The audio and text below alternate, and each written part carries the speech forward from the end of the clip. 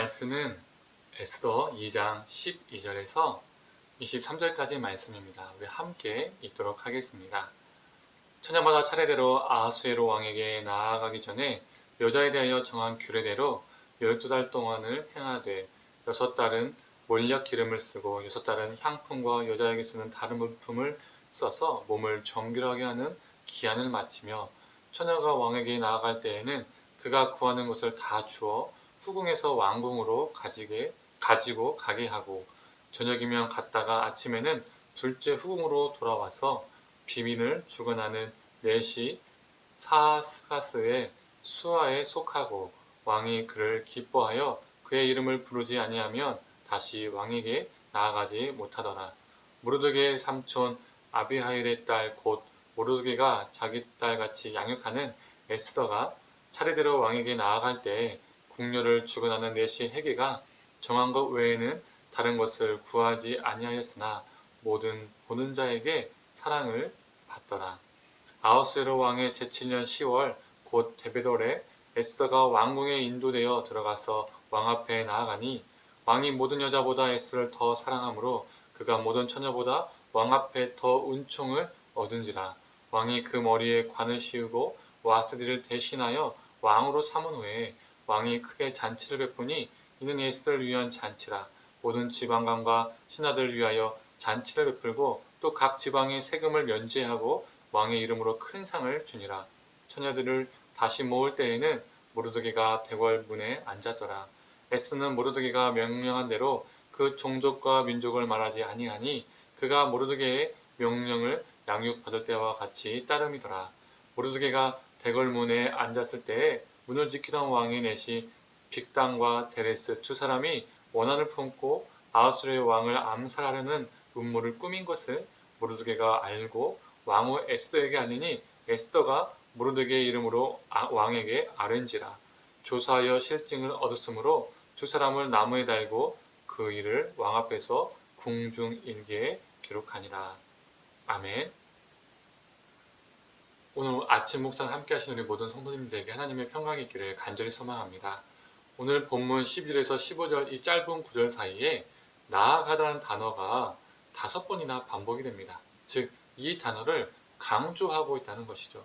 이 나아간다라는 이 단어는 히브리어로 보엘이라는 단어입니다. 이 단어가 말 그대로 나아간다, 누구한테 간다라는 의미가 있는 것이 아니라 성관계를 뜻하는 완곡적인 언어로 사용된다는 것입니다. 14절 통해서 알 수가 있죠. 저녁이면 갔다가 아침에는 둘째 후궁으로 돌아와서 라고 기록되어 있죠. 표준 세번역과 공동번역을 보면 조금 더 쉽게 알 수가 있습니다. 제가 표준 세번역으로 읽어드리도록 하겠습니다. 저녁에 대궐을 들어간 처녀가 이튿날 아침에 나오면 이렇게 기록되어 있습니다. 저녁에 왕후 후보인 처녀들이 왕이 있는 대궐로 들어갔다가 그 다음날 아침에 나온다는 것이죠. 이런 묘사를 통해서 아하수에로와 신하들이 왕후를 어떻게 생각하는지를 알 수가 있습니다. 지난 아침 묵상에서도 언급했지만 한 나라의 왕의 아내를 뽑는 것인데 왕후를 뽑는 기준이 오직 외모였죠. 지혜, 성숙함 이런 것은 왕후의 덕목에 속해 있지 않았습니다. 오직 외모로만 왕후를 뽑는 겁니다. 이것이 그들의 선택 기준이었죠. 또 왕후 간택의 필수 과정이 왕과 하룻밤을 보내는 것이었습니다. 그리고 이 왕과 하룻밤을 보내기 위해서 처녀들에게 허락된 것이 있었습니다. 그게 뭘까요? 13절이 말해주고 있죠. 제가 13절을 읽도록 하겠습니다. 처녀가 왕에게 나아갈 때에는 그가 구하는 것을 다 주어 후궁에서 왕궁으로 가지고 가게 하고 왕과의 잠자리에서 자신의 아름다움을 최대한 드러내기 위해 수많은 치장을 할 수 있도록 처녀가 개인적으로 요구하는 것이 있다면 다 들어줬다는 말이죠. 다른 말로 하면 결국 왕과의 잠자리에서 자신이 왕후가 되어야 함을 어필해야 된다는 것입니다.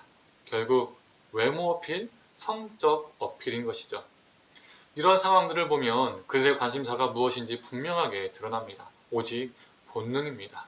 오직 본능에 충실한 왕후의 간택 과정을 그리고 있습니다. 그리고 처녀들, 후보자들도 이 본능에 충실한 간택 과정, 이 본능에 충실한 경쟁 과정에 충실할 수밖에 없었습니다. 왜 그렇죠? 왕으로 간택되지 않으면 평생을 궁에서 혼자 살아야 했기 때문입니다.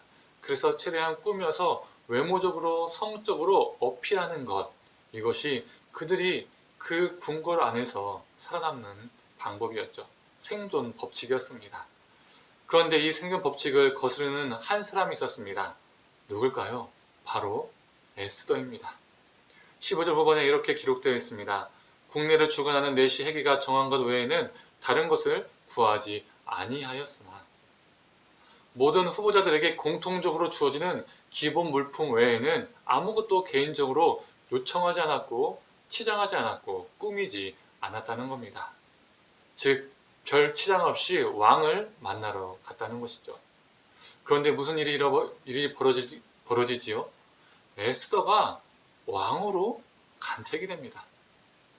오늘 본문이 주는 교훈은 무엇일까요? 쌩얼이 최고다일까요?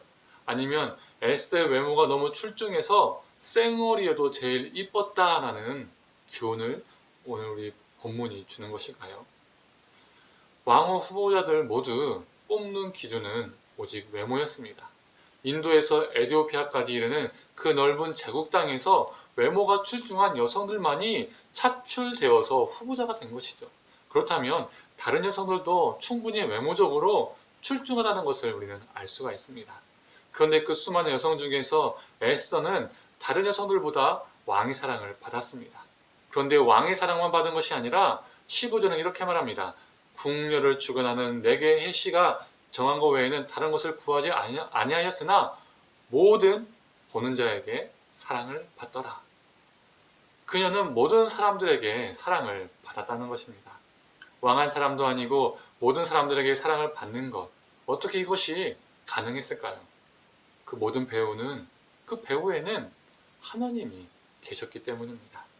하나님께서 왕의 사랑을 받게 하셨고 하나님이 모든 사람들의 사랑을 받게 하셨습니다. 우리가 살아가는 세상도 수많은 잣대와 기준을 만듭니다.